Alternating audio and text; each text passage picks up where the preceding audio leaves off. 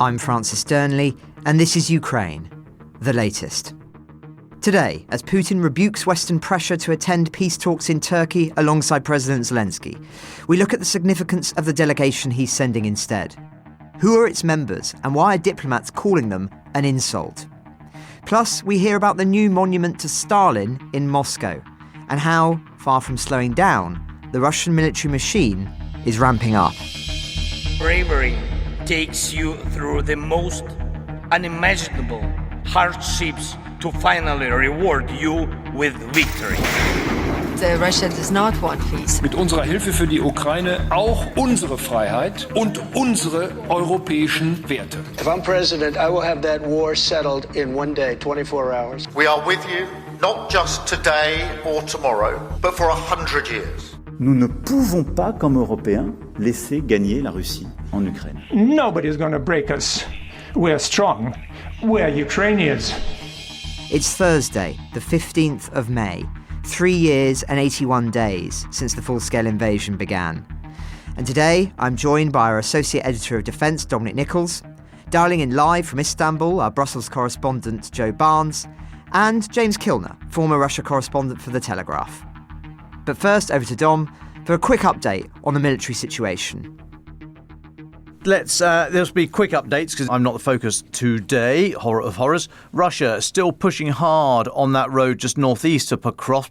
They've made small advances heading west yesterday. Ukraine yesterday hit by 100 drones, or 100 drones fired at them, most shot down, but 100 drones fired, led to 5 dead and nearly 30 injured across the country. There was a Russian missile strike in Sumy. That killed 3, injured 6, according to local authorities there. There was shelling in Kharkiv Oblast, causing deaths and injuries, and more strikes across the Donbass. Still very active on the front lines, 1,220 Russian casualties yesterday, according to Ukraine's general staff, generally taken to be pretty accurate and reliable on those numbers. Now, members of Ukraine's Atesh partisan group said to have set fire to a relay cabinet at a Russian railway track used by the Russian military, the group said this morning. This operation was apparently carried out in Russia's Smolensk Oblast. That's a western region. It's up against Belarus, aimed to disrupt arms and equipment shipments to Russian forces stationed in that sort of corner, the Belarus-Russia-Ukraine corner up in the northeast there. The Ukrainian leadership has said in the past or recently that Russia is amassing forces in that area, threatening Sumy and Kharkiv Oblasts for a potential new offensive. There is movement there, but we've not seen anything particularly in any great numbers come across the border yet. However, Atesh said on Telegram this morning, thanks for the courageous steps by our partisans, Russia faced serious disruption in timely deliveries of frontline supplies. It'd be good to catch up with Jade McGlynn on the activities of similar groups now the next time she dials in. Kyiv Indy reporting that one, thanks to those guys. A couple more for me. Yesterday, Ukraine's Military Intelligence Department, HUR, showed off its latest fleet of naval drones. They were showing off the Migura, which is the latest one. They also showed off some of the Sea Baby drones. These are thought to have been pivotal in turning the tide of the war in the Black Sea, destroyed or damaged multiple Russian ships and other assets. So the HUR's Group 13 has deployed Migura drones to successfully hit 17 naval and aerial Russian targets, they say. 15 of them, including 2 Mi-8 helicopters, the HIP, plus 2 Su-30 fighter jets, and the warship Sergei Kotov, Ivanovets and Caesar Kunikov, have been destroyed, the agency said. There are thought to be several variants of the Migura drones, including the ship killer V5 and the V7, capable of carrying machine guns or anti-air missiles. There's another one called the V6P, which is said to be multi-platform. Not sure what the P stands for, or the V for that matter. Now, there's images online, you'll be able to see it, of the Migura 7 variant equipped with AIM-9. That's a US-made Sidewinder missile. It's been repurposed. As we said the other day, and actually when we've seen this kind of thing, in fact, when we saw the first drone shoot down one of those HIPs, this is a development worth keeping an eye on. In warfare, it's one thing to fire unguided munitions, such as a machine gun from a drone, from a naval drone or any other type, but to project force with weapons such as the Sidewinder and accurately bring down an enemy aircraft is a significant technological leap, of which there'll be more, I'm sure. And just finally for me, yesterday, the 193rd NATO Chiefs of Defence session took place. at NATO headquarters in Brussels. 32 Allied chiefs of defence were there, and Ukraine's Chief of Defence General Syrskyi, he dialed in later by video teleconference. He joined the NATO-Ukraine Council virtually from Kyiv later in the day. Now, NATO's news website says that the Allies reiterated their support to Ukraine and emphasised why now, more than ever, their phrase, more than ever, it's key for NATO to continue to provide Ukraine with what is needed for its defence. However, so I saw that and I thought, hang on, we reported yesterday that it's thought President Zelensky won't be invited to NATO's summit in The Hague next month after pressure from the US. President Zelensky, you may remember, has joined each of the last 3 annual NATO summits. He attended virtually in Madrid in 2022, then joined in person in both Vilnius 23 and Washington last year. So, yeah, it will be a bit of a step. However, in an interview with Turkish state news agency aired yesterday, NATO Secretary General Mark Rutte said the settlement of the negotiations and settlement of the full-scale war may see progress over the next 10 to 14 days. Very specific. He said, I think there is this window of opportunity this week, but also in the next 10 days, 2 weeks, to really bring the whole issue of Ukraine to a better place under the leadership of President Zelensky, but also very much steered by the American government, and Turkey plays a big role here. Now, I saw that and I thought, well, there's a lot of mixed messages going on here.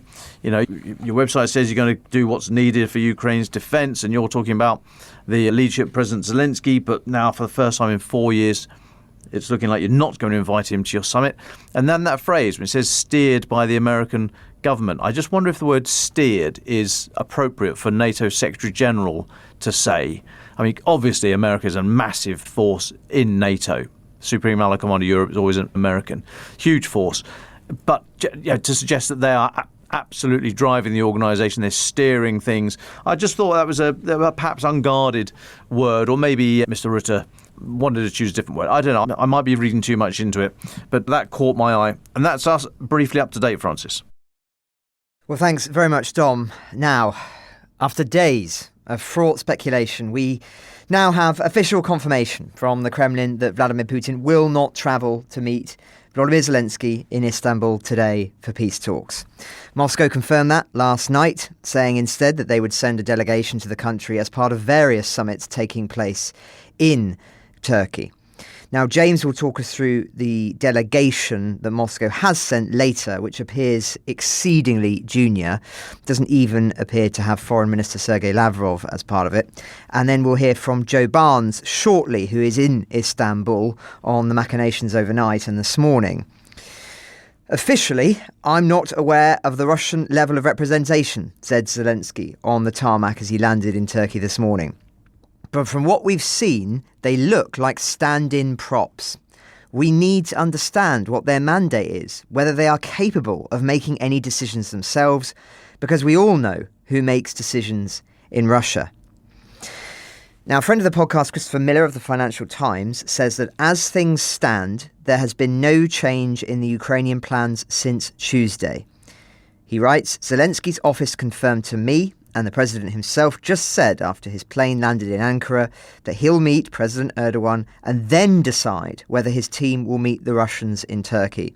The Ukrainian delegation includes Chief of Staff Yermak and at least 2 of his deputies, Defence Minister Umerov, Foreign Minister Sybiha, and intelligence officials. So just as a reminder of where we are, key European leaders were in Kyiv over the weekend presenting a framework for meaningful peace talks. They said that if Russia was serious about peace, it would commit to a 30-day ceasefire, threatening a ramping up of sanctions and military support for Kyiv if Moscow did not comply. Putin countered by rejecting that ceasefire, offering peace talks in Turkey instead. Zelensky then said he would only go if Putin did, though he's obviously U-turned on that to underscore that it is the Russian president who is the barrier to peace. So in short, Putin dismissed the ceasefire and has now staged a sham round of peace talks, it appears, devoid of credibility given the figures involved. It is classic Russian strategy: stall, reframe, mislead, diffuse.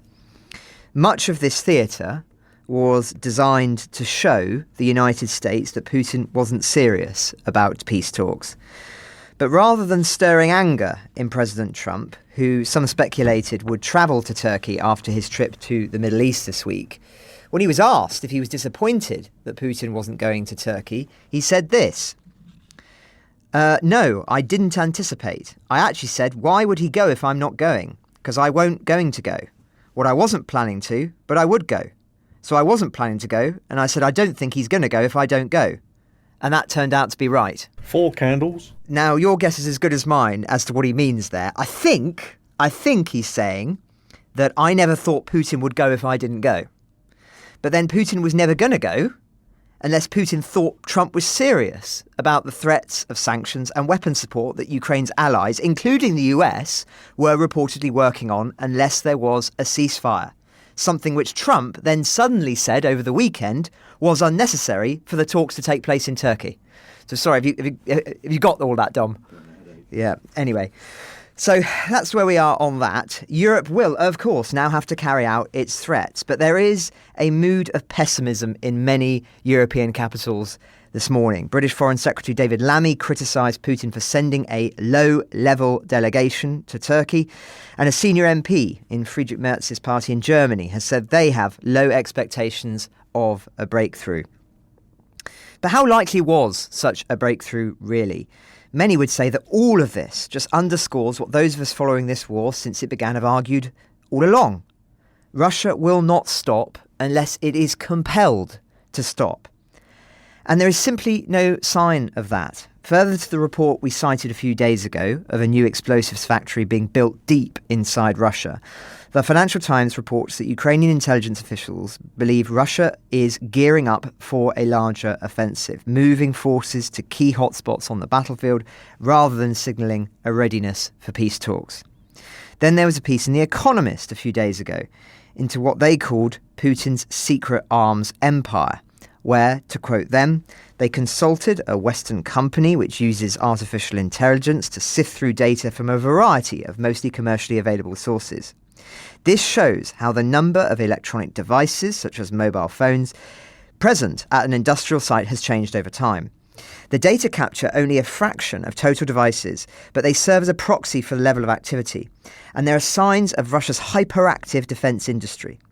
Strava, an app which logs exercise, showed new clusters of running and cycling in areas near those plants, a sign that new workers have arrived in the area, which might also explain why housing rental costs grow up to 21% in some areas a year. Similar patterns can also be seen at sites associated with Russia's planned expansion of military forces on NATO's borders. In Luga, for instance, where Russia began forming a new division last year, mobile phone location data showed increases in population density around industrial zones, an increase in dwell time from 10 p.m. to 6 a.m, pointing to night shifts and new commuter corridors between dormitories and military plants.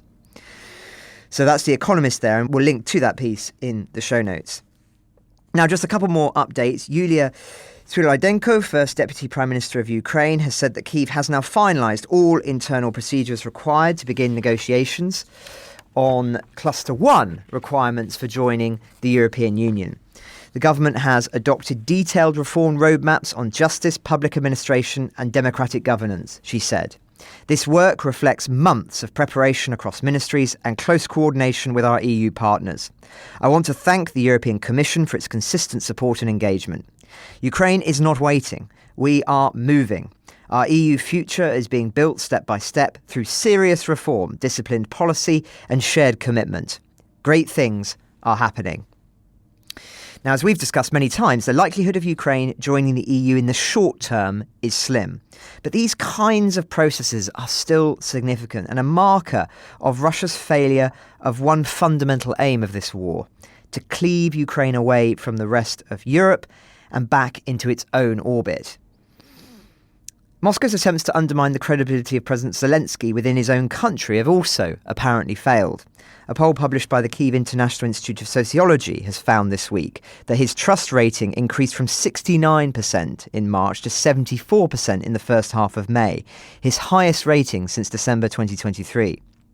They also found that the majority of Ukrainians, 71%, do not support holding elections before a full peace deal, even in the case of a ceasefire and security guarantees. Now, those last 2 points are potentially very significant and a clear indicator that the Ukrainian population is aware of the dangers of holding an election until the war is properly and securely over. So those are the lead political headlines, but let's jump straight to Istanbul now, where Joe Barnes is awaiting the delegations. Joe, welcome. Where are you? What's the mood? And perhaps you can tell us how what some believed would be a historic day so quickly plunged into chaos this morning.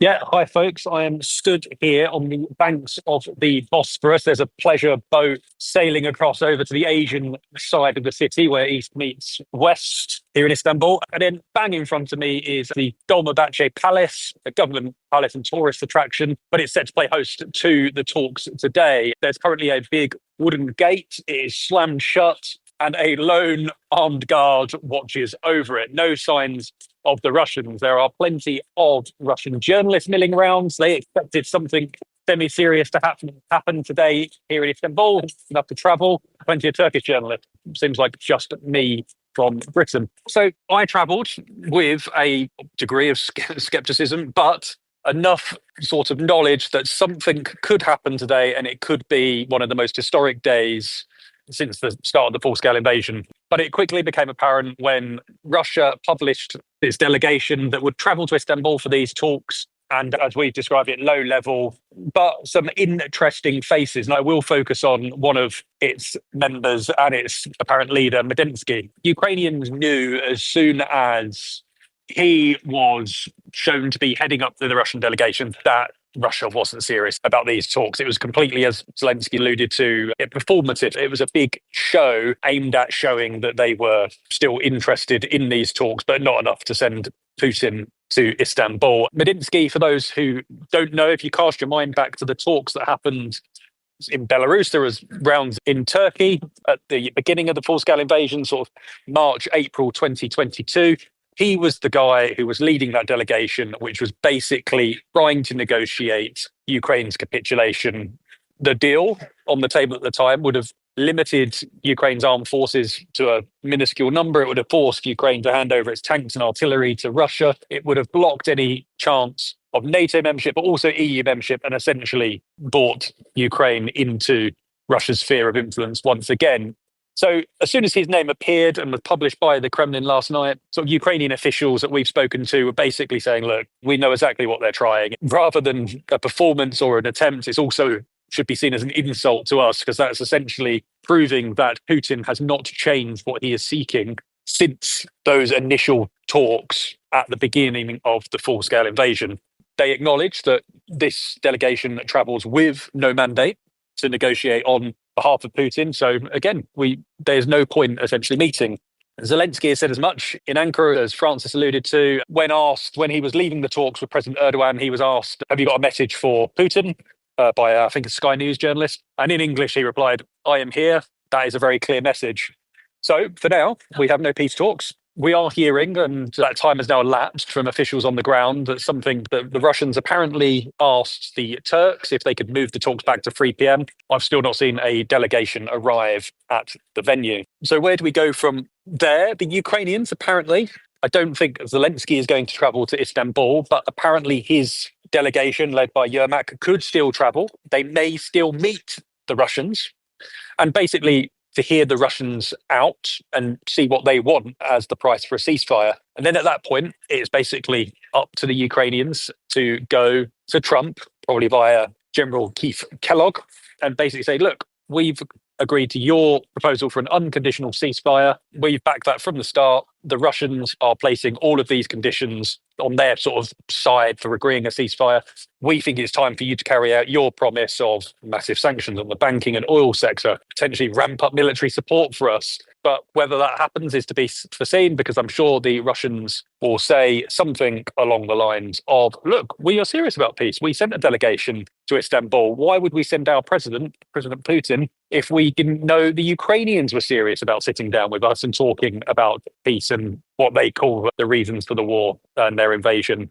So yeah, that's where we stand. It's gone from the historic day into a slightly chaotic day, but there are a massive media scrum down the road and still waiting in anticipation that something could happen. I think we've just had some words from President Trump on board Air Force One, which he says nothing is going to happen until Putin and I get together. So he's basically saying, he's acknowledging that Vladimir Putin isn't going to stop the fighting, stop the war, to allow peace negotiations until he meets. But I think that also, and we should speak to this with James in a second, it speaks to what President Putin thinks of, or who his direct interlocutor is in these peace talks. He, of course, doesn't believe that Ukraine should exist as a state. The man he sent to negotiate, Medinsky, is said to have ghostwritten his 2021 essay of about 7,000 words, basically saying that Ukraine was stolen from Russia by the Bolsheviks. He won't negotiate with Zelensky. He doesn't see Zelensky as the legitimate leader of a country, let alone Ukraine as a country. And he will only negotiate the parameters of a peace deal with President Trump, because he sees this as Russia negotiating an internal domestic issue with the West rather than actually seeing Ukraine as a country. But I'll stop there, just in case you have any more questions. If not, I continue to stand by on the side of the Bosphorus. Well, thanks very much, Joe. I mean, I think it is just worth underscoring, even if this summit isn't historic, this is a major week for diplomacy. I mean, we've seen all of those leaders going to Kyiv. That was pretty unprecedented, some extraordinary images out there. You're in Istanbul today. I think you're in Albania tomorrow for further important European talks. Dom is going to Estonia on Friday. Obviously, I was speaking with the Hungarian cabinet member earlier in the week. This is a significant period indeed. But Joe, a couple more questions. Dom's got one as well. But my first one is, we've heard that Zelensky is meeting with President Erdogan, and I believe we're just getting now some photographs of them shaking hands. What do we expect them to be talking about? Is this more just a symbol of the fact that President Zelensky is there without really any substance, or do you think there is going to be actually some important details discussed on the parameters of some peace talks? Just interested in your sense on that. Yeah, so I think very important. Erdogan and Turkey apparently have quite a good relationship. You know that Turkey have sent military aid to Ukraine, despite being seen as one of Russia's closer interlocutors within NATO. I guess that Zelensky had to be in Turkey somewhere. He couldn't not come because it would open him up to accusations that he is also not serious about peace and peace talks.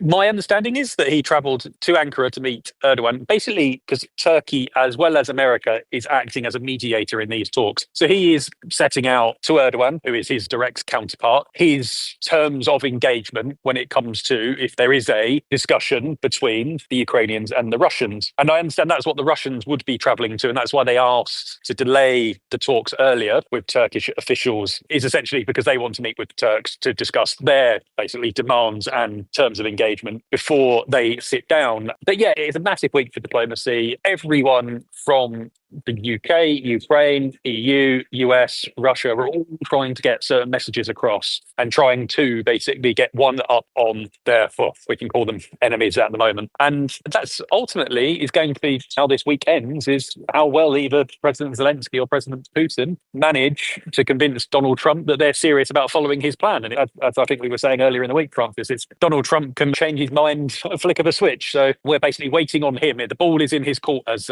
many diplomats would say. Hi Joe, it's Dom here. Just one more question before you go. You're absolutely right. Donald Trump can change his mind at the flick of a switch. So he might decide to pop into Istanbul, as he said he may do, when he heads back from his Middle East tour, which I think is tomorrow, Friday. I think that's when he's heading back. So he may decide to go in. If there's the slightest chance that he will be going to Istanbul, there will already be Secret Service teams there scoping out routes, hotels, all that kind of jazz. Have you seen anything like that? Have you seen any kind of delegation, any American vehicles? Has your phone gone funny with it not picking up signal? Anything like that? Any suggestion at all? There's a US team on the ground doing a bit of a recce? I've not seen any sort of evidence, but anecdotally, through the diplomatic grapevines that exist around this process, we have heard that Marco Rubio, the State Secretary and Acting National Security Advisor, who is currently in Antalya meeting with NATO foreign ministers there, is going to be flying across after that meeting concludes. So he would arrive tomorrow. We believe that he is going to be accompanied by Keith Kellogg, so he can speak to the Ukrainians, and Steve Witkoff, who would speak to the Russians, because as you know, that there are two tracks in the American strategy for peace. You have the Ukraine track and the Russia track.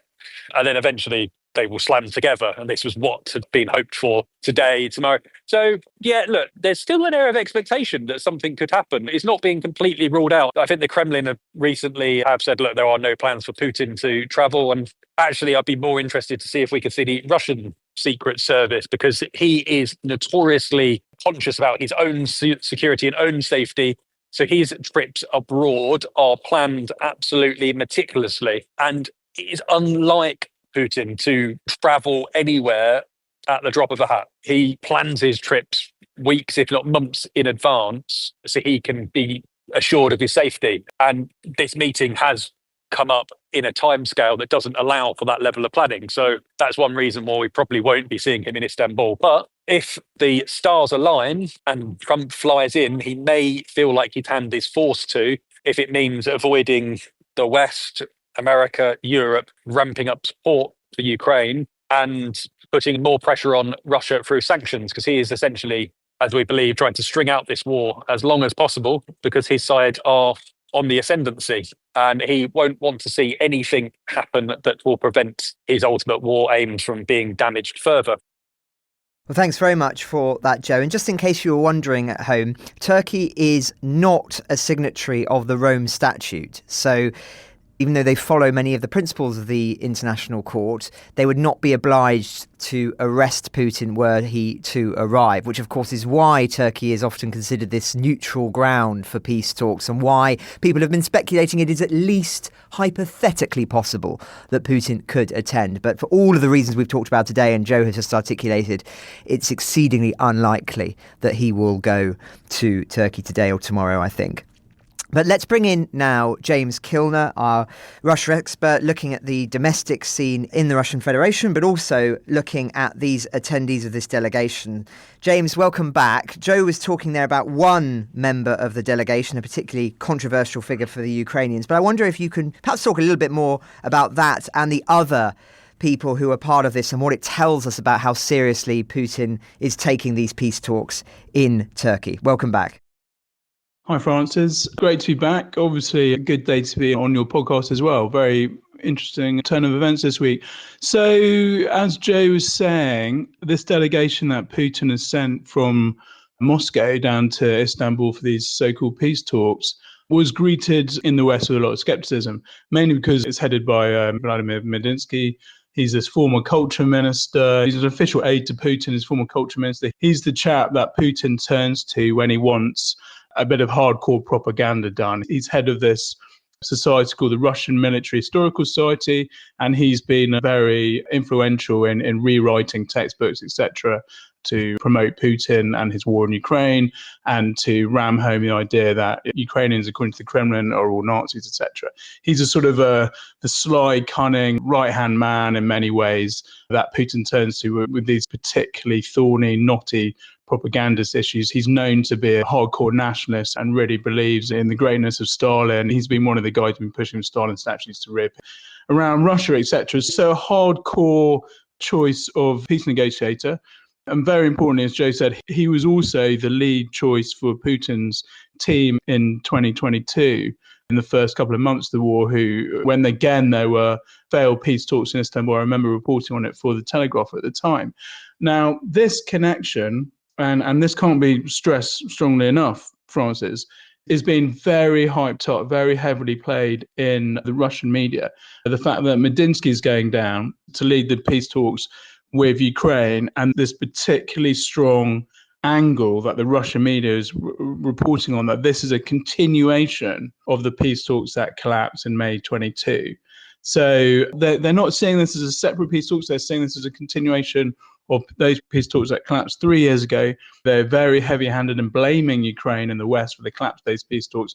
And they say, look, there's nothing going on here, guys. Why would Putin suddenly turn up for these peace talks when they're just a continuation of the peace talks 3 years ago, which Medinsky was heading up on behalf of Putin? So this is the way it's been presented by the Russian media. They're presenting, once again, Putin as this great peacemaker. They're saying he was the one who offered direct peace talks, with a resumption of these direct peace talks that collapsed in 2022 with Ukraine over the weekend. And they say, look, it's just natural that Medinsky is going to have this Russian delegation up and Putin's not going to be there. He was the chap who was the chief negotiator 3 years ago. And it's absolutely normal that he heads up these peace talks again. Why would Putin step in, sort of thing? Which is obviously a completely different angle to the way the Western leaders see it. But this is a very important issue to consider when you're trying to see these peace talks from the Russian perspective.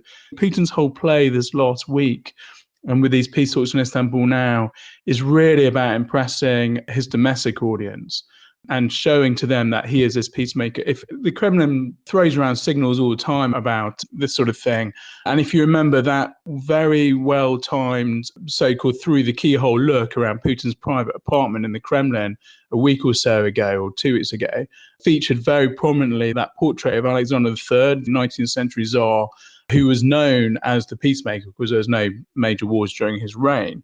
That was the one prominent historical message from that video. And again, it's signaling to ordinary Russians that Putin is the peacemaker. He is not after war in Ukraine. He's the one who wants peace. And this is the route that the Russian media is strongly pushing. They've been quoting Medinsky today in Istanbul, landed there, saying, they've quoted him as saying, the purpose of direct negotiation proposed by Vladimir Vladimirovich, and that's Putin to the rest of us, is to establish a long-term and lasting peace by eliminating the root causes of the conflict. That's Medinsky today being heavily quoted across the Russian media. So very interesting links there, angles being thrown around by the Russian media. As far as the other people the other members of this Russian delegation, as Joe was saying, this is also worth looking at quickly, Francis. The way the Kremlin presented their delegation, they presented as a two-tier team, 4 negotiators and 4 so-called experts on Ukraine. 4 negotiators being Medinsky, who we've just been talking about, Mikhail Galuzhin, he's a deputy foreign minister, very experienced hand. He's been inside the Russian foreign ministry since 1983, so a long time, former ambassador to Japan and Indonesia. And he is now tasked with foreign ministry policy towards the former Soviet states. So quite a serious level, deputy foreign minister, but important chap on the Russian team. And then you've got Igor Kostyukov. He is the head of Russia's military intelligence unit, the GRU. Very controversial choice again to be sent down to the Istanbul negotiations. The GRU is known for its strong-arm tactics. They were the guys who poisoned the Skripals in Salisbury in 2018, just before Kostyukov became head of the GRU. He has been sanctioned by the UK and the US, sanctioned by the US in 2016 for interfering in the US presidential election. So a very serious chap to be sending down, one of Putin's top spies, very controversial figure for the negotiating team. And the 4th member, official negotiator, is Alexander Fomin. He's a general and a deputy defense minister. He also took part in the failed 2022 peace talks, which again, I can't overstress is the important link for the Russian media. So the Russian media has been playing out, Medinsky, Fomin, these guys were there in 2022. This is just a continuation of the failed peace talks that Ukraine and the West collapsed in 2020. That is the line the Russian media is taking. So you've got your 4 main negotiators there, the Russian main negotiators there, and then you've got these 4 so-called Ukraine experts, which are the backroom team, if you like, for the negotiations, peace talk negotiations. You've got 3 men and 1 woman. The woman is a deputy chief of the presidential administration who's in charge of humanitarian affairs. This is another point of controversy. She's been involved with re-educating Ukrainian children and prisoner exchanges, particularly thorny, sensitive issues for Ukrainians. You've got Russian Ministry of Affairs chap who's in charge of, again, Russian policy towards Ukraine. And then you've got military guys in charge of international military cooperation, which pro-war Russian military bloggers have been saying this shows how serious Russia is about peace talks, because they say, well, of course, if you're serious about peace talks, you need to send an expert in international military cooperation. So again, there's that sort of smoke and mirrors thing that the Kremlin is playing here, the Russian media is buying into, and the propagandists are hamming up. The 4th Russian so-called expert on Ukraine is also worth considering, a guy called Alexander Zorin. Now, like many of the top Russian military guys knocking around at the moment, he was involved in Syria and was one of Putin's main negotiators down there. Since then, in 2022, he was also instrumental at Mariupol in ending the siege of the steelworks there and persuading the Azov Battalion and the Ukrainian Marines to surrender. So he, again, is very controversial. His official position is Deputy Chief of Information for the General Staff. He's a military guy. He was involved in the siege of Mariupol, which is a very sensitive issue for Ukrainians. He was also born in northeastern Ukraine. So, again, the Kremlin is playing another game here, sending this other controversial guy, Zodin, to be one of the so-called experts on the Ukraine issue. Well, thank you very much, James, for that comprehensive overview. Just really, really interesting. And I think the key point I'm taking away from what you were saying is the degree to which this delegation is designed for the domestic audience in Russia, as opposed to being a serious attempt to outreach for the Ukrainians or international diplomats. But James, whilst we've got you, lots of other stories going on in the Russian domestic space at the moment. What other stories are being covered in the Russian press? I know there's things about oil tankers and drama theatres. Fill us in. Well, it needs to be stressed, Francis, that the so-called peace negotiations in Istanbul is the top story today in Russia. The Russian media is really hamming it up as Putin being the peacemaker. He's the one who's pushing for peace. Zelensky and Ukraine are trying to scupper it. They've been laughing. There's plenty of stories flying around about Zelensky's stopover at Ankara. They've been laughing at him, saying how he nearly tripped down steps, how he's had to go to Ankara to take instructions from the Americans, etc., all this sort of stuff. And they've also been saying, importantly, rather like you pointed out earlier, that Putin has got some sort of let-off by Trump with this sort of long-winded Trumpian way of saying very little. But they've shortened the quote to Trump saying about Putin not going to Istanbul, why should he go if I'm not there? That's the quote they're using. So they're basically saying Trump wasn't even expecting Putin to go. Everything is standard. This is a continuation of the 2022 peace talks. So if you look in the Russian media, this is really important to remember. Regarding other stories this week, you've got this interesting story about Putin again pushing his propaganda pedals, trying to promote modern patriotism. He's ordered a new theatre for modern drama to be set up in Moscow by the end of November. You know, whenever I come onto your podcast, Francis and Dom, I keep talking about how keen Putin is on his propaganda and how keen he is to link his war in Ukraine with Soviet fight against the Nazis in World War II.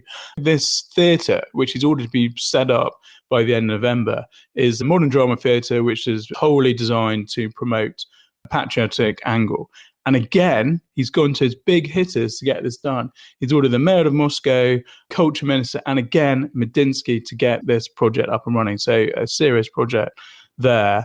Aside from that, something which hasn't really been reported by the Russian media, but I think is important for your listeners to consider, is this standoff in the Baltic Sea a couple of days ago, which Estonians have been reporting this morning, when the Estonian Navy intercepted, with the intention of boarding or diverting, one of Russia's so-called shadow oil tankers called the Jaguar. Now, the crew of the Jaguar, they were sailing towards Russia in international waters through the Baltic Sea. They refused to cooperate. And there's video from inside the cabin of the Jaguar, which shows the Estonian naval vessel sailing near to this tanker and a helicopter and at least one military plane flying above it. The Estonians are also saying today that Russia sent one of their fighter jets to fly above the tanker at some point, creating a very tense moment before the Estonians allowed this shadow fleet tanker to carry on up to Russia. The shadow fleets are being used by the Kremlin to basically export their oil illegally around the world. It's an important part of the Russian policy, important for its economy, important for relations, whatever. And they're using this sort of disguised fleet to do exactly this. But this story is really important. It shows just how tense things are in the Baltic Sea.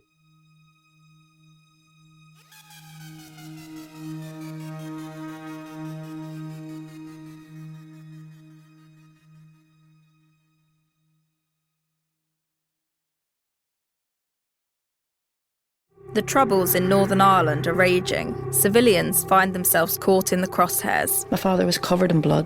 behind the violence, there's a sinister secret. He is probably the most high-profile British agent that we know of to date. A covert unit of the British Army is connected to a string of murders. If you could recruit a terrorist, that's the cream on the cake. And the fight for justice continues. There wasn't just one agent. Most of them were agents. The latest podcast from The Telegraph.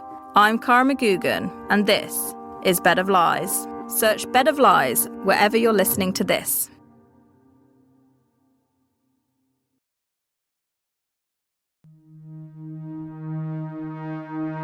Well, James, thank you so much for filling us in on that, and we'll come back to you for your final thoughts in a moment. But let's draw things to a close now. I should say that if you're monitoring this as closely as we are, it's worth going onto the Telegraph website today, where we've got a live blog and Joe is writing for it, and I imagine that we will as well if something major happens. So do keep monitoring that. But Dom, over to final thoughts. Where do you want to leave listeners?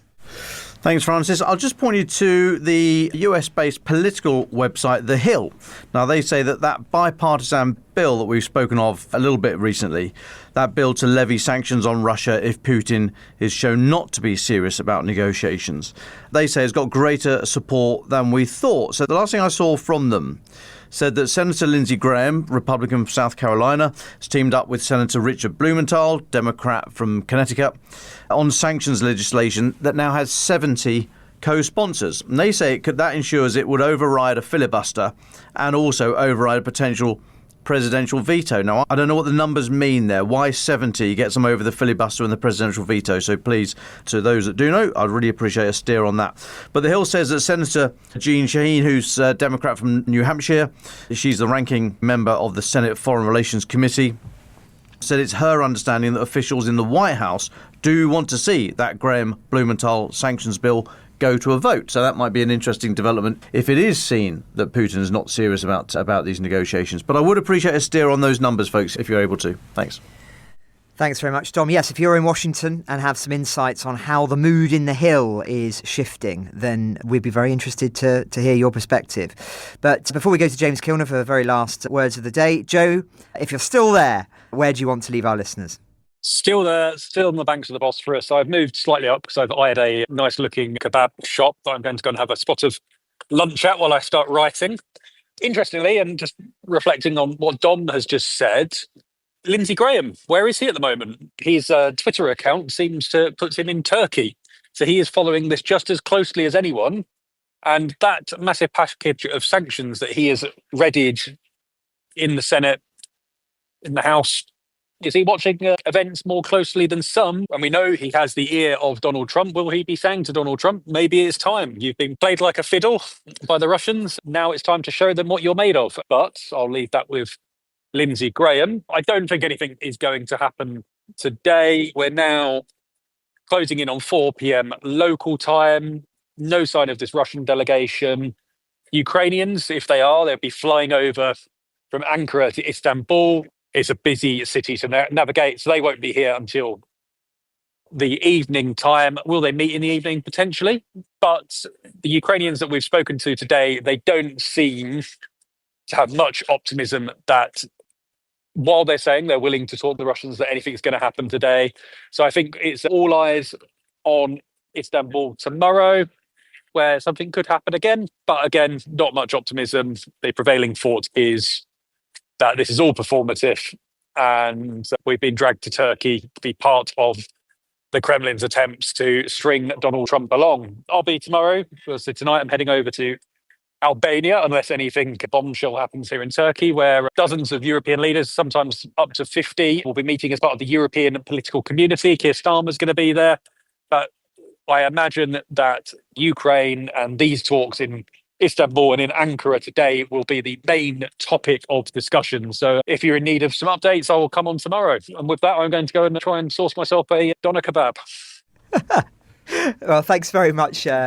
Thanks, Joe. I mean, there are worse places, aren't there, to be stuck for 24 hours. And you can also see the sights of old Constantinople. So enjoy that with your kebab. James Kilner, where do you want to leave our listeners? Thanks so much for your contributions today. Yeah, I'd like to be on the banks of the Bosphorus, such a beautiful strait of water. A couple of small things to leave your listeners with, Francis. The first is that the Moscow Stock Exchange has dropped by 2.5% today. This is important because this is a reflection of the confidence that investors in Russia actually have that a peace deal is going to be made. They've got no confidence, basically, that there's going to be any change in the status quo. Therefore, this rather large sell-off from the stock exchange, they are waiting. People in Russia want a peace deal. They want normality to resume and Western business to come back and the economy to stop listing towards this war economy. So the Moscow Stock Exchange is down today. That's important for your listeners to understand that there's a lot of skepticism even among Russians about this. The last point I want to bring up, France, is that as we keep talking about, Russian officials like to send out signals, they like to play games, it's rather smoke and mirrors, etc. The Moscow Metro has chosen today of all days, with these peace negotiations apparently happening around Ukraine, to unveil a new, or a replica statue to Stalin in one of their metro stations. Stalin, as your listeners will know, was a particularly brutal dictator in the Soviet Union, and particularly brutal towards Ukraine, where he engineered a famine in the 1930s with the idea of killing off Ukrainians, basically. So here we are in central Moscow. There has been a process of rolling out more Stalin statues and busts over the last few years. The Kremlin has pushed this, Medinsky himself has pushed this, Putin's been pushing for this. But I don't remember one actually being unveiled in Moscow, although I could be wrong. But here we are, on the morning of these peace negotiations, and Russia is unveiling a very prominent statue of Stalin, who was in many ways a butcher of Ukrainians.